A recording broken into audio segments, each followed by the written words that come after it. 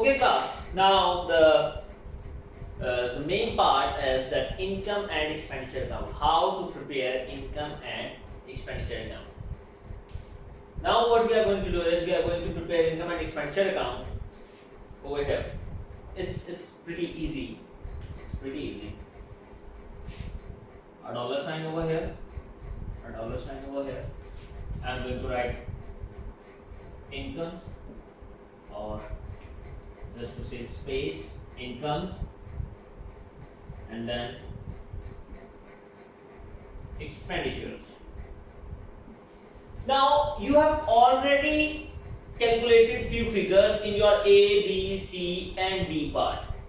I am simply going to transpose, I am simply going to transfer those figures over here.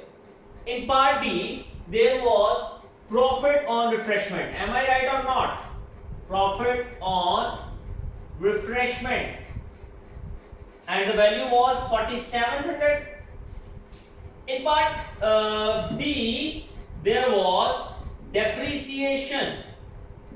Isn't it expense? Just do give the references as well. In part B, the depreciation was for 222 or 3222 perhaps. I'm just going to cross check it. My depreciation was 322. 322. Oh, and it was part A. Then there was loss on disposal.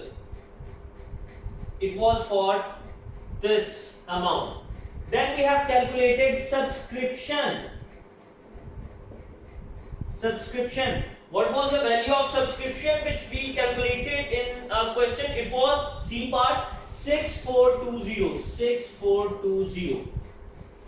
Now you see, I have simply transported the values. The main role or the functionality of income and expenditure is that you need to assemble all your incomes on one place and all your expenditures on the other hand. Now you see, if you give a good look to your receipt and payment account, he says donation income. It explicitly says donation income, and there is no adjustment for this. So the donation income is of 940.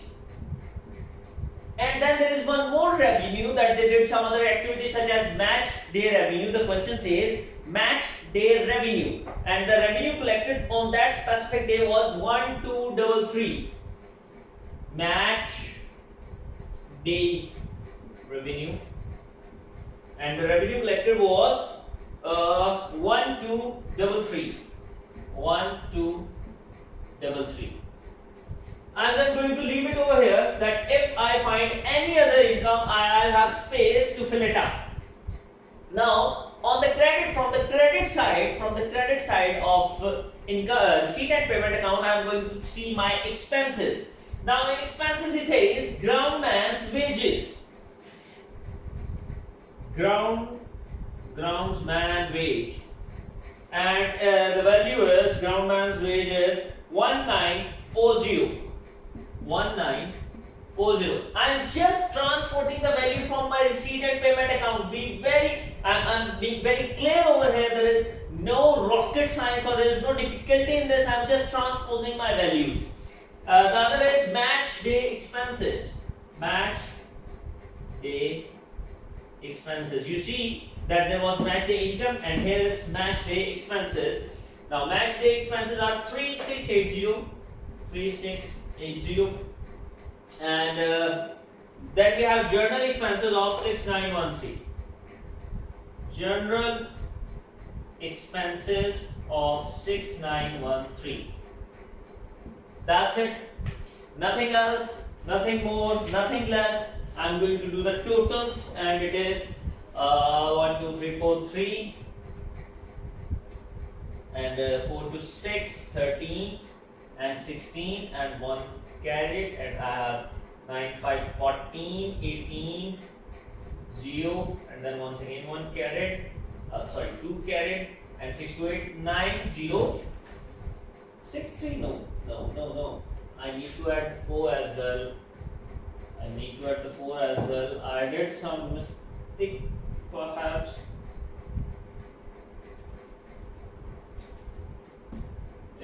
like 3, 10, and 6, 16, and then 4, 8, 10, 19, 9, and 1 carry, 6, 7, no, 4 and 4, 8, 8, 7. I'm simply going to just tell you the figures.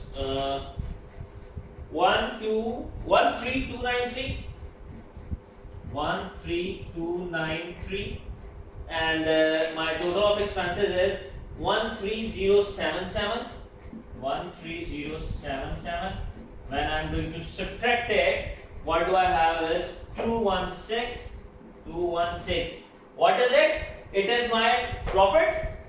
Now, we do not say profit in income and expenditure account. If you are going to say profit or write profit for the year, you will lose your marks. You need to mention it as surplus. That's how income and expenditure accounts. Thank you. I hope this was helpful for you. Thank you.